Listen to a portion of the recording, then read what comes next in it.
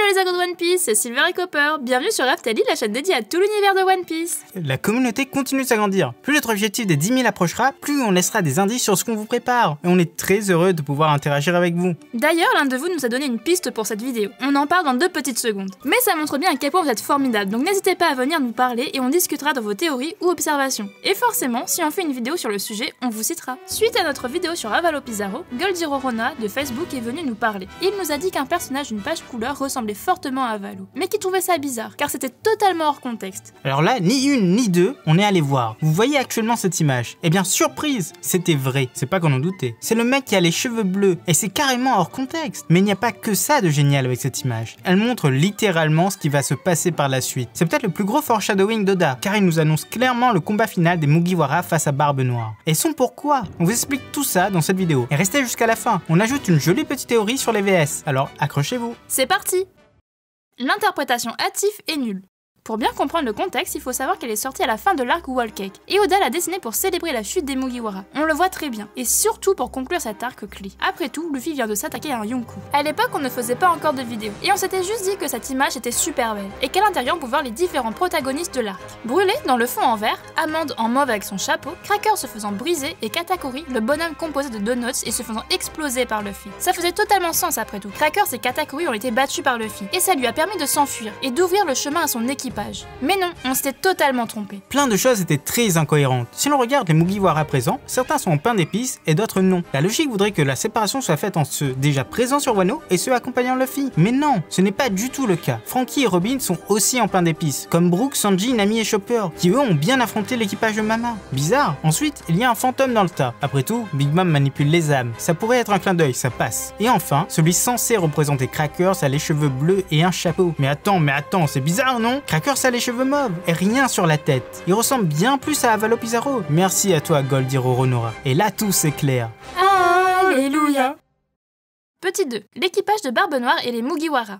La présence d'Avalo dans cette image remet tout en cause. Repartons donc sur de bonnes bases. Le personnage avec les cheveux bleus est censé être Avalo. Mais pourquoi? Eh bien c'est simple, il a les cheveux bleus. Et voilà, c'est fini, bye bye. Mais non enfin. S'il y avait que ça, ce serait hyper triste. Dans sa main, il porte un pistolet à silex, exactement comme Pizarro à Marineford. Sur sa tête, il a une sorte de chevelure en glaçage qui lui donne des cordes sur les côtés. Et son haut de forme peut faire penser à sa couronne. Ça colle bien avec Avalo, on n'a vraiment pas trop de doute là-dessus. Le personnage qui est juste en haut, lui, est assez bizarre. Il sort la langue, il a un nez quand même assez proéminent, comme le nez d'Usopp, mais en obèse, et il a quand même un bel hernier. Eh bien, il correspond totalement à un Vasco Shot. Mais regardez ça, c'est un copier-coller, il a la même langue et les mêmes yeux. Le quadruple menton a même été conservé. On continue? On va tous les faire de toute façon. Mais c'est super impressionnant, vous allez voir. La fille qu'on prenait pour Amande, eh bien elle a les cheveux mauves, un chapeau et un sourire vraiment machiavélique. Qui dans l'équipage de Barbe Noire a l'air infiniment cruel et qui plus est la seule fille, Katarina Devon. La mère cachée d'Usopp, le renard à 9 queues. Ils ont tous le nez d'Usopp on dirait. Next, on a un petit nuage qui flotte. Alors là c'est trop facile, on a même honte de ne pas l'avoir vu avant. Il a un haut de forme et un air assez amusé. C'est Lafitte, le Frenchie exubérant qui s'est introduit à la réunion des Shichibukai. Pourquoi un nuage? Car il a des ailes. On ne sait pas quel fruit il a mangé, mais on l'a déjà vu avec une paire d'ailes blanches. N'hésitez pas à nous donner votre avis sur son fruit du demain en commentaire. Un peu caché sur l'image, on voit un bonhomme en pain d'épices, juste derrière le bras de Luffy. D'ailleurs, il a l'air d'effrayer Usopp et Chopper, et semble être un peu timide. Il se cache même la bouche avec sa main. Ça ressemble totalement à Sanji Wolf. Souvenez-vous de sa première apparition à Marineford. Il se cache la bouche avec la main et agit assez timidement en se cachant derrière le bâtiment. Au beau milieu de la page, on a un petit fantôme, avec un képi comme celui d'un gendarme ou d'un gardien. Ça a fait tilt, non? Eh bien oui, Shiryu de la pluie. Et n'oubliez pas qu'il a mangé le fruit de l'invisibilité. Il est devenu un homme invisible, un vrai fantôme. Petite note, on est avant la réapparition de l'équipage dans le Nouveau Monde. C'était donc un petit foreshadowing qui s'est réalisé assez récemment.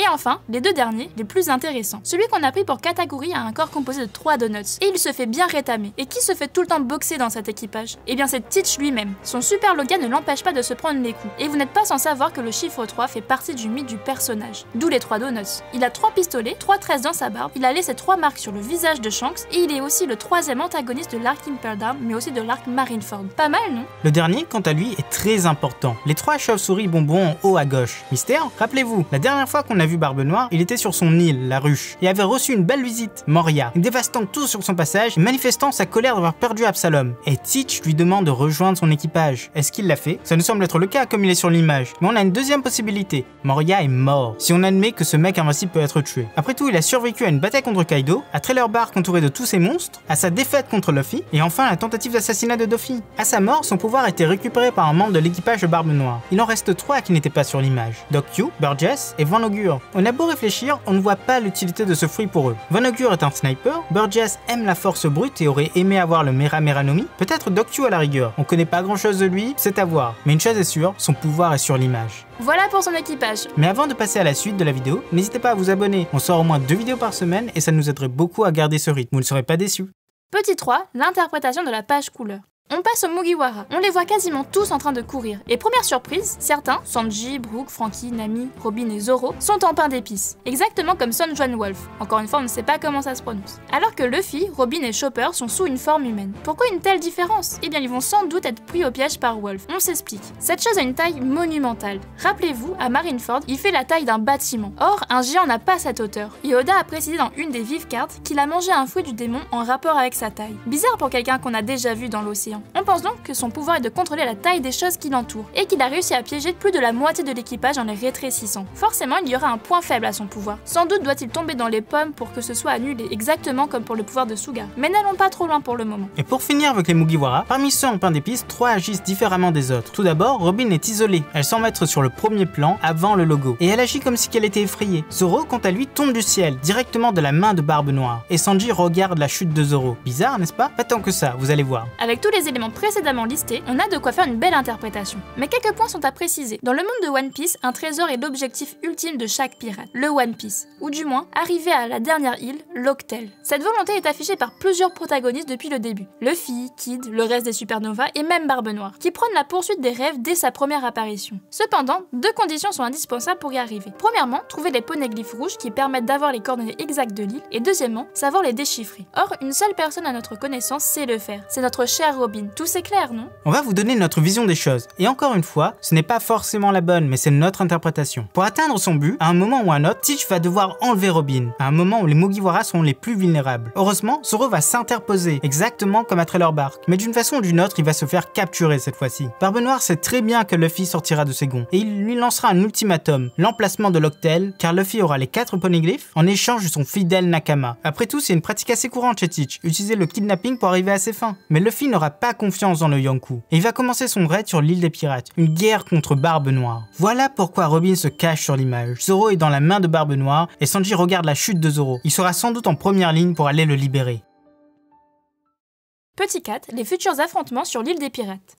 Ça, on l'attend tous avec impatience. Annoncé depuis l'arc Jaya, l'affrontement des Mugiwara contre les pirates de Barbe Noire promet d'être épique. De plus, dans les 2 équipages, ils sont 10 têtes d'affiche. Mais alors, qui va affronter qui? On va vous donner notre vision des choses et on vous justifie tout ça. On commence par les plus logiques, forcément. En premier, Luffy contre Barbe Noire, le boss final. Comment ne pas imaginer un affrontement entre ces deux-là? Depuis leur première rencontre, Oda a bien montré qu'ils étaient comme le jour et la nuit. Ils n'aiment pas la même chose, ils ont un caractère totalement différent, des valeurs opposées, tout en ayant un but semblable, devenir le roi des pirates. Luffy nourrit également une animosité croissante envers lui. Personne ne l'a oublié, c'est lui qui a livré Ace à la marine. Il a également mis à mal les enfants de Barbe Blanche qui avaient aidé Luffy pendant la guerre au sommet. Et plus récemment, il a essayé de prendre le Mera Mera no Mi à Dressrosa pour enchaîner directement avec l'attaque de Sabo sur l'île des révolutionnaires. Il va sans dire qu'il va rajouter des méfaits à cette liste. Et selon nous, ça va inclure cet homme. Mais chut, ce sera pour une prochaine vidéo. Le prochain combat, c'est celui des 2 épéistes. On l'a bien vu, depuis que Barbe Noire a recruté à Impel Down, son équipage a bien évolué, surtout sa structure. Son second et commandant de la première flotte est resté Burgess,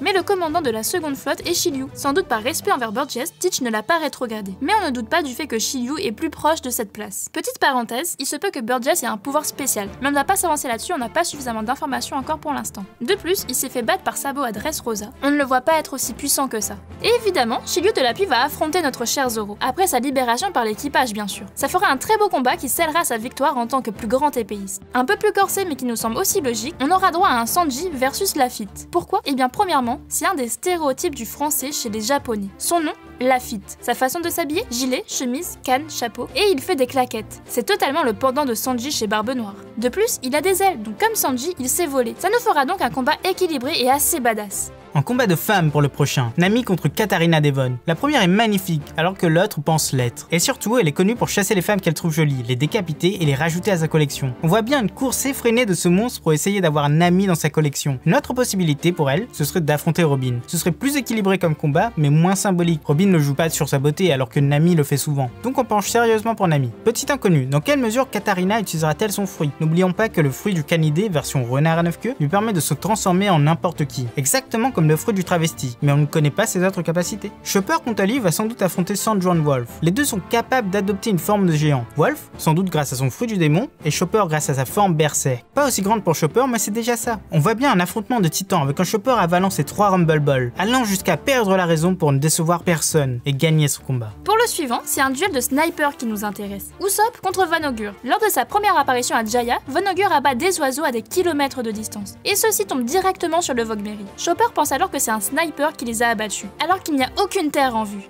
Et donc évidemment, tout le monde a pensé qu'il s'agissait de balles perdues. Mais Usopp s'est dit à lui-même que si c'était un sniper qui avait fait ça, il doit avoir une vue, une technique et un fusil incroyable. Il ne croyait pas si bien dire. Là-dedans, nous on voit les prémices de leur bataille. Vanogure a touché ces oiseaux grâce à son acquis de l'observation. Le même qu'Usopp a éveillé à Dressrosa. Certes, ils ne se connaissent pas et ne se sont jamais vus, mais c'est bien un acte qui sonne comme un défi. Et Usopp le relèvera. Dans une de nos prochaines vidéos, on donnera une information qui prouvera leur futur duel. On passe au prochain duel, un peu moins logique. En tout cas, nous n'arrivons pas forcément à le justifier.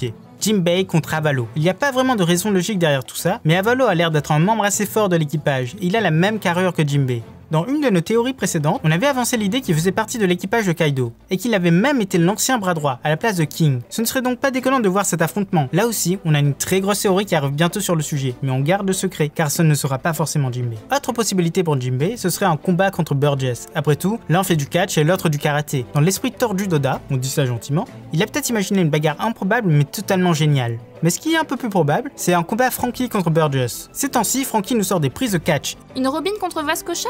Alors là, on n'a aucune idée. Les deux ont l'air hors catégorie, dans le sens où ils matchent avec personne. Donc on s'est dit pourquoi pas les mettre ensemble. Mais si Robin n'est pas là, car ça pourrait être trop risqué pour elle d'être présente, Vasco Shot serait donc battu par quelqu'un d'autre. Peut-être par Luffy, et ça ferait de lui le bueno de cet arc. Mais on pense fortement que Robin sera tout de même présente. Dernier combat, Brook versus Dokyu. D'un côté, nous avons un mort se comportant comme un vivant et capable de manipuler les âmes, et de l'autre, un médecin tuant ses patients ayant toujours l'air à moitié mort. Alors pourquoi pas?